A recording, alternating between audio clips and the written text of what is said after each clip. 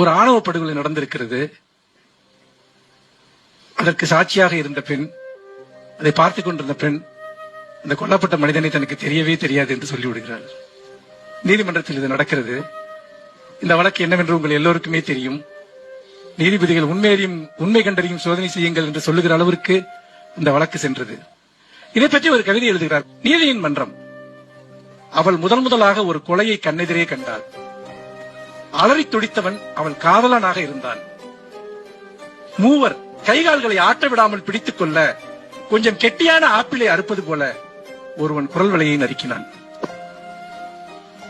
அவள் அவர்களை கொலையாளிகள் அல்ல என்றும், முதலில் அவன் தன் காதலனே அல்ல என்றும் நீதிமன்றத்தில் சாட்சி சொன்ன போது பார்வையாளர் வரிசையில் தான் அமர்ந்திருந்தது காதல். அதற்கு பின்னாடி ஒரு 2 வரி இருக்கு. அது இது போல எவ்வளவோ பார்த்து விட்டு